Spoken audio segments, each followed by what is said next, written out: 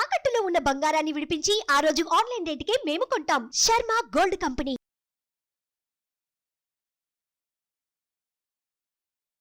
నమస్కారం, సుమన్ టీవీకి స్వాగతం.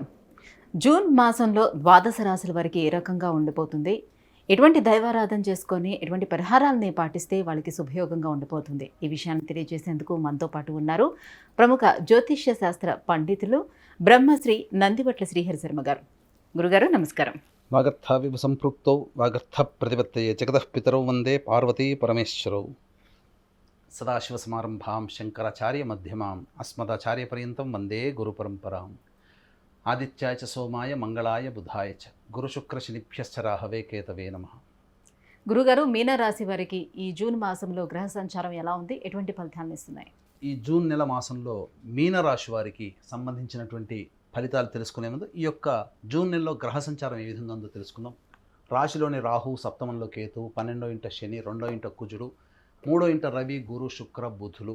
14వ తారీఖు వరకు రవి, గురు, శుక్ర, బుధులు కలిసి ఉంటే 14వ తారీఖు నుంచి రవి, శుక్ర, బుధులు చతుర్థ స్థానమందు గ్రహ సంచారం చేయడం కారణం చేత ప్రతికూలమైనటువంటి వాతావరణం అధికంగా ఉన్నప్పటికీ దైవానుగ్రహం చేత మీరు ముందుకు సాగాలి.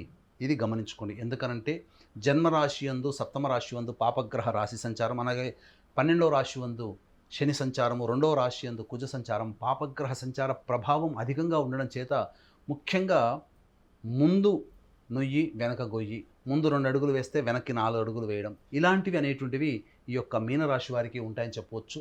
ముఖ్యంగా సోదర సోదరీమణుల మధ్య విభేదాలు ఏర్పడే అవకాశము ఈ యొక్క సంబంధించినటువంటి 14వ తారీఖు నుంచి 30వ తారీఖు మధ్యలో ఏర్పడుతుంది. కాబట్టి మీ సిబ్లింగ్స్ అనగా మీ తోబుట్టుల చేత్తో తోడబుట్టినటువంటి వారితో మీరు అనుకూలంగా ప్రేమగా వ్యవహరించండి. సమస్యలు చాలా మటుకు పరిష్కారం అవుతాయి. అయితే ఉద్యోగ సంబంధంలో ఉన్నటువంటి వారికి నూతన ఉద్యోగ ప్రాప్తి 14వ తారీఖు లోపల ఏర్పడేటువంటి అవకాశం అధికంగా ఉన్నది. అయితే మధ్యవర్తిత్వము చేసేటువంటి సంబంధమైనటువంటి విషయాల్లో మీరు కొంత కీర్తి ప్రతిష్టలు కావచ్చు, లేదా ధనము కావచ్చు, మీరు కోల్పోయేటువంటి అవకాశాలు ఉంటాయి.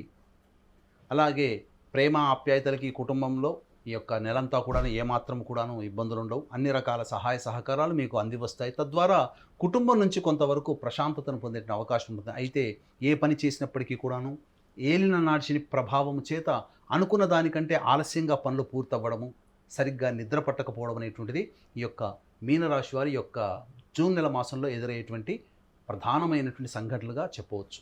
ఇక గమనించుకున్నట్లయితే 14వ తారీఖు నుంచి 30వ తారీఖు మధ్యలో గృహ సంబంధం కావచ్చు, భూ సంబంధం కావచ్చు, వాహన సంబంధం కావచ్చు, ఏవైనప్పటికీ కూడాను కొంత ప్రధానమైనటువంటి నిర్ణయాన్ని తీసుకుంటారు.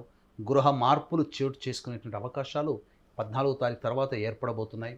అలాగే గమనించుకున్నట్లయితే ఈ నెల 12, 13, 14, 17, 18, 26, 27 ఈ వారం రోజులలో మానసికమైనటువంటి ప్రశాంతతని కోల్పోతారు.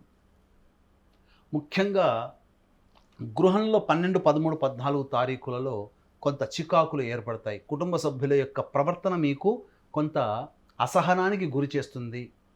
అలాగే 17, 18 తారీఖుల్లో మీరు కనుక గమనించుకున్నట్లయితే ముఖ్యంగా ఇతరులతో వాగ్వివాదాలు చోటు చేసుకుంటాయి. ఇక 26, 27 తారీఖులో కనుక చూసుకున్నట్లయితే మానసికమైన ప్రశాంతత ఏది ఉండదు. సంతానము పట్ల, సంతానానికి సంబంధించినటువంటి విచారం, ఒక సంఘటన మీకు విచారం కలగచేస్తుంది, బాధ కలుగుతుంది. కాబట్టి జాగ్రత్తలు పాటించండి. ఏది ఏమైనప్పటికీ కూడాను మీ యొక్క వాక్కుని ఎంత అదుపులో పెట్టుకుంటే ఈ యొక్క మీనరాశి వారు అంత చక్కగా ఉంటారు. ముఖ్యంగా తండ్రి గారి ఆరోగ్యం ఈ జూన్ నెలలో కాస్త దెబ్బతింటుంది. కాబట్టి తండ్రి గారి ఆరోగ్యాన్ని దృష్టిలో పెట్టుకొని మీ యొక్క ప్రవర్తన కావచ్చు, మీరు ముందు చూపుతో మీరు తండ్రి గారి ఆరోగ్యాన్ని మీరు గనక ఎగ్జామిన్ చేసుకున్నట్లయితే తప్పకుండా సమస్యల నుంచి బయటపడతారు. ఎందుకంటే ఇవన్నీ కూడాను భవిష్యత్తులో జరిగేటువంటి సంఘటనలు కాబట్టి దీన్ని మీరు ఆలోచనతో మీరు ముందడుగు వేసుకున్నట్లయితే మంచి జరుగుతుంది. ఏది ఏమైనప్పటికీ కూడాను ఈ నెల 12, 13, 14, 17, 18, 26, 27 తేదీలలో సమస్యలు అధికంగా ఉంటాయి. మానసిక ప్రశాంతత ఉండదు. కాబట్టి నిర్ణయ శక్తి మనిషికి ఉండదు. ఎంత గొప్పవాడైనా ప్రశాంతత లేని కారణం చేత నిర్ణయాన్ని తీసుకోలేకపోతాడు.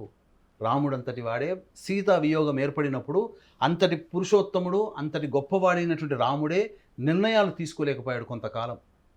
కాబట్టి మానవులమైన మనమెంత.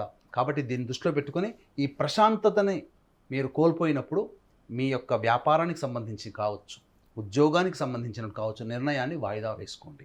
ఈ తేదీలలో ముఖ్యంగా నూతన ఉద్యోగస్తులకి ఉద్యోగ ప్రయత్నాలు కొంత శుభ ఫలితాలు పొందుతారని చెప్పవచ్చు. వ్యాపార రంగంలో ఉన్నటువంటి వారికి నిరాశాజనకంగా సాగుతుంది. అధిక పెట్టుబడులు కానీ లేదా నూతన వ్యాపార సంబంధించినటువంటి ప్రణాళికను కానీ వాయిదా వేసుకొని వచ్చే నెలలో కనుక మీరు చూసుకున్నట్లయితే మంచి ఫలితాలు పొందుతారని చెప్పవచ్చు. విద్యార్థులకి ఆశించిన మేర కంటే కొంత మిశ్రమ ఫలితాలు మీరు పొందుతారు. విదేశీ విద్యకి సంబంధించిన ప్రయత్నాలు కొంతవరకు కొలిక్కి వస్తాయి.